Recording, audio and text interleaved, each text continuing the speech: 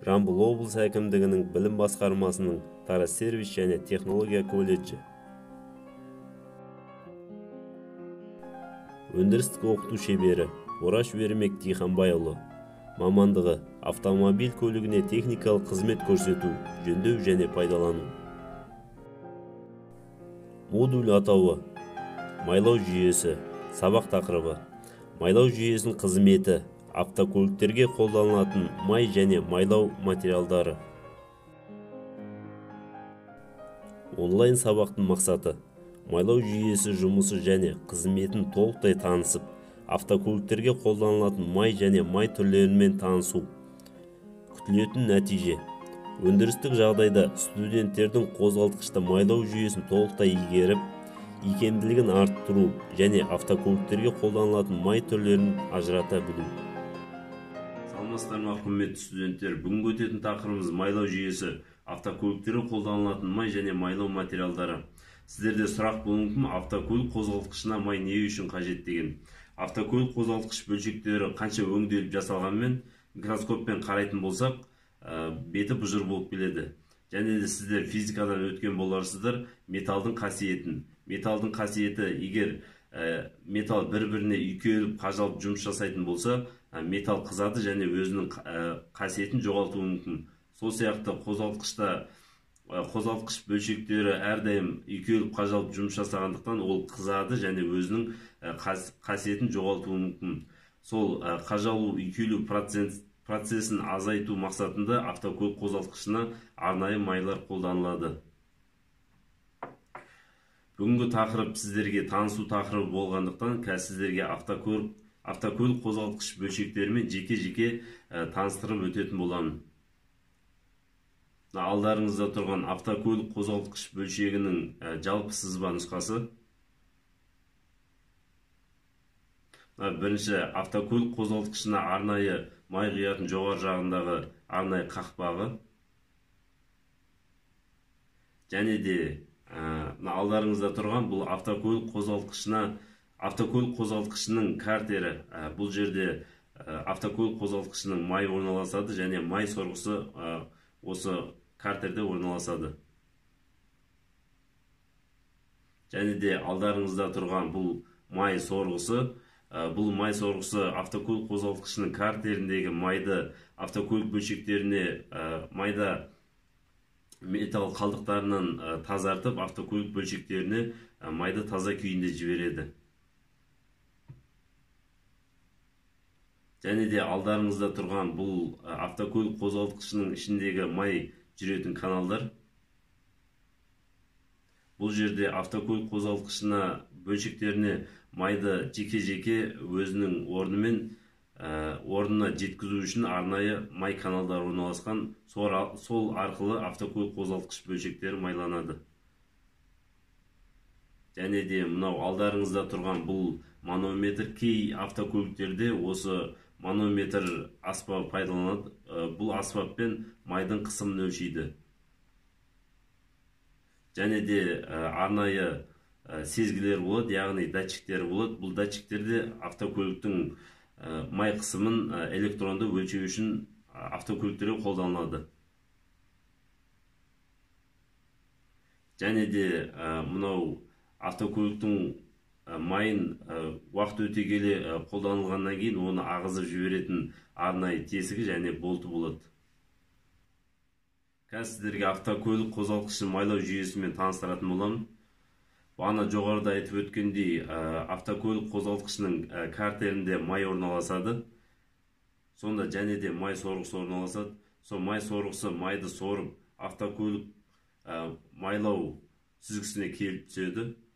Бұл автокөлік майлау сүзгісінде майдың құрамындағы майда металл қалдықтарынан тазартылып, майдың бас каналы арқылы, майлау каналы арқылы автокөлік бөлшектеріне жеке-жеке барып, автокөліктің бөлшектері жеке-жеке майланады. Және де сіздерге айта кетейін, автокөлік қозғалтқышында бөлшектерді майлау әдісі 3 жолмен жүзеге асырылады. Біріншісі қысым арқылы, екіншісі шашырату арқылы, автокөлік қозғалтқыш бөлшектерін шашырату арқылы, және үшіншісі автокөлік қозғалтқыш бөлшектерін өздігінен ағу арқылы. Бірінші айтқан автокөлік қозғалтқыш бөлшектерін қысым арқылы майлау, ол бізде иінді білік шайбасы және мойын тіректері осы қысыммен майланады, және де таратқыш біліктің шайбасы және оның мойын тіректері осы қысым арқылы, және де бізде поршеннің саусағы болады, сол саусағы да осы қысым арқылы майланады.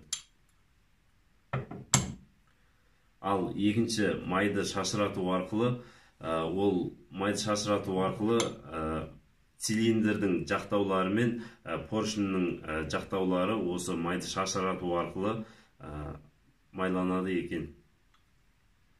Және де үшінші, бұл майды автокөлік қозғалтқыш бөлшектеріне өздігінен ағу арқылы, бұл газ тарату білігінің күйентелері және газ тарату механизмі осы майды өздігінен ағу арқылы майланады екен. Біздің келесі өтетін тақырыбымыз автокөлік қозғалтқышына арналған майлар және майлау материалдары. Автокөлік қозғалтқышына арналған майлар Қазақстанда мұнай өңдейтін зауыттарда не болмаса Ресейден, не болмаса шетелдерден алып келінеді. Автокөлік қозғалтқышына небір майларды құя беруге болмайды. Өйткені автокөлік қозғалтқышына арналған өзінің арнайы майлар болады. Мысалға Shell дейді, мен қолымда Takayama немесе тағы басқа майдың түрлері бар. Сондай өзінің автокөлік қозғалтқышына арналған майлар құйылады. Сіздерде сұрақ болуы мүмкін, автокөлік қозғалтқышындағы майды қанша уақытта ауыстыру керек деген.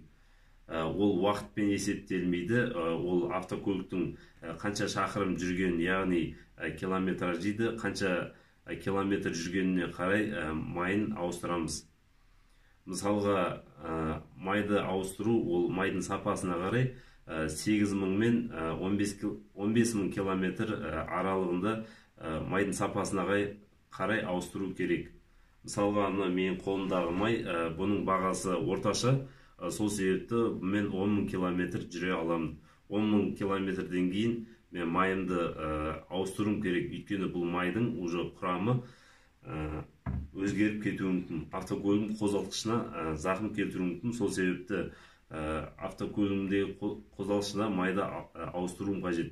Және де онымен қоса мен автокөліктегі майды тазалау, яғни фильтр дейді бұны, осында қоса ауыстырам. Өйткені бұның ішіне қоқыстар әбден толады. Сөйтіп, бұның кесірінен автокөліктің қозғалтқышы зақымдануы және істен шығуы мүмкін. Сол себепті автокөлік қозғалтқышындағы майды уақытылы ауыстырып тұруы қажет. Және де автокөлік қозғалтқыш майларында біз сыртында осындай белгіні, экранда да көрсетіліп тұр, осындай белгіні көп байқаймыз. Біз кейбіреулерін білетін шығарсыңдар, мен сіздерді осымен таныстырып өтетін боламын. Мысалға, мына 10 және оның одан кейін Y әріптері. Y әріпі бұл ағылшын тілінде аударғанда winter, зима, яғни қыс дегенді білдіреді. Және оның алдындағы 10 деген цифра, бұл мысалға 10 деген цифра автокөлік қозғалтқышындағы май 30 градус, сырттағы ауа температурасы 30 градусқа дейін май шыдамды жұмыс жасайды деген мағынаны білдіреді. Және де мына жерде 40 деп тұр. Бұл 40 автокөлік қозғалтқышындағы температура 100 градус жағдайда автокөлік қозғалтқышындағы майдың тығыздығы, яғни 100 градуста қаншалықты майдың тұтқырлығы дейміз ғой, тұтқырлығы қаншалықты жұмсақ, не болмаса қою екенін біз осы цифралар арқылы біледі екенбіз.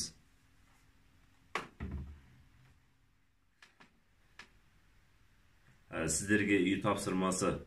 Жоғарыда айтып өткендей, автокөлік майлау жүйесінің бөлшектерін дәптерге тізіп жазып, және де автокөлік майлау жүйесінің жұмыс принципін, оның жұмыс істеу ретін дәптерге рет-ретімен жазасыздар.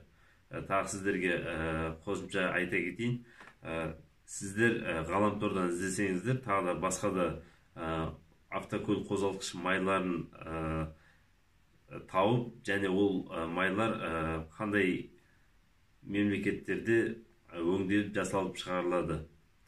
Тағы да соңғы қосымша тапсырма берейін. Автокөлік қозғалтқыш майлары 3 түрге бөлінеді: синтетикалық, жартылай синтетикалық, тағы да табиғи болып. Осы майлар қандай автокөліктерге қолданылады, және де қандай жолмен өңделеді.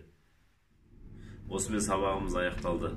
Сіздердің кері байланыс арқылы Jump Tipo сайтына салған сабақтарыңызды бағалау арқылы сіздердің бағаларыңызды қоятын боламын. Сау болыңыздар.